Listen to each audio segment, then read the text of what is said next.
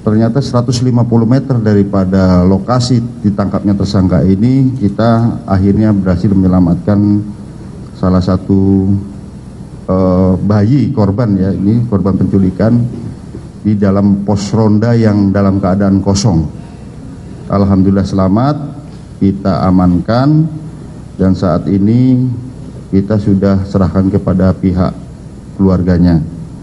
Kemudian rekan-rekan sekalian, kita adakan pemeriksaan secara intensif terhadap pelaku ini, sehingga pada siang tadi kami bisa memastikan bahwa pelaku hanya 2 orang. Karena sekali lagi rekan-rekan sekalian, kita berdasarkan saintifik, kita tidak percaya terhadap pengakuan tersangka saja, tapi harus kita padukan dengan alat bukti yang lain. Di sini kita simpulkan hanya 2 orang tersangka, yaitu tersangka HK dan MA.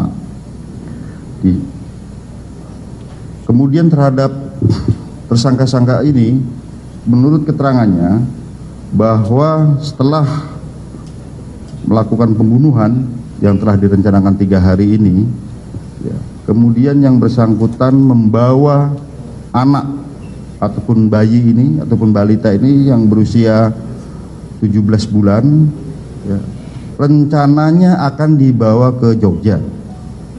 Namun kemudian menurut pengakuan tersangka, ya, kita belum selesai ini karena sifatnya berkesinambungan, karena tidak cukup ongkosnya, yang bersangkutan turun di Subang dan anak diletakkan di balita ini di pos ronda yang dalam keadaan kosong.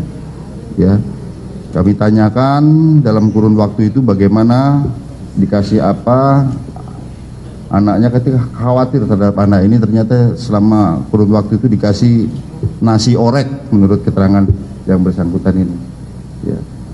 Dan kemudian pada saat diletakkan, ya, karena tidak jadi dibawa ke Jogja, di bawah balita ini diletakkan KTP daripada korban, sehingga menurut dia biar bisa kembali lagi ke keluarganya. Telah ditemukan. Kemudian motif sementara, di beberapa akun motif sementara suasana haru dari pengakuan tersangka adalah karena sakit hati, dengan begitu yaitu erat. terkait dengan gaji, terkait dengan perlakuan, karena yang bersangkutan ini baru bekerja 5 hari. Peristiwa kekerasan terhadap Kemudian hingga mengakibatkan sekali lagi kami akan melibatkan psikologi forensik untuk mengetahui motif sebenarnya daripada pelaku-pelaku ini, karena memang kita lihat selama integrasi yang bersangkutan ini pada tanggal 16 Februari seperti tanpa rasa penyesalan. Nah, ini harus kita dalami terus menggunakan otopsi psikologi terhadap pelaku-pelaku ini untuk mengetahui motif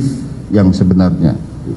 Kemudian konstruksi pasal yang kami terapkan yaitu pasal 340 KUHP,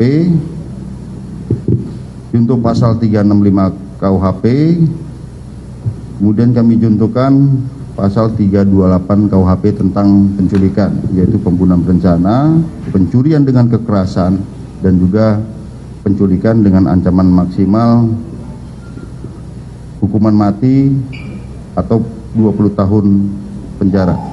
Karena dilakukan 2 orang atau lebih.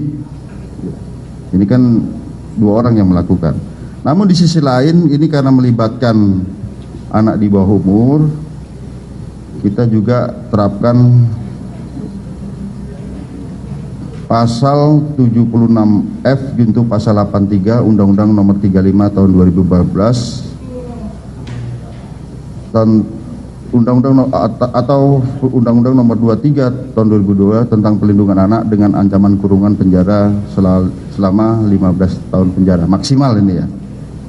Dan juga terhadap tersangka anak ini, tersangka anak ini akan diproses dengan Undang-Undang Republik Indonesia Nomor 11 Tahun 2012 tentang sistem peradilan pidana anak. Jadi sekali lagi rekan-rekan sekalian, kita pemeriksaannya ini bersifat berkesinambungan. Jadi awal pengakuan seperti ini yang kita curigai ini baru 5 hari bekerja, namun sudah melakukan pembunuhan berencana. Apa motif yang sebenarnya? Apalagi 3 hari sudah merencanakan pembunuhan ini. Jadi dia 2 hari awal saja yang melakukan kerjaan dengan keinginan yang sebenarnya. Baru 2 hari kemudian berencana pembunuhan. Nah, ini motifnya sedang kami gali, kami akan bekerjasama dengan psikologi forensik.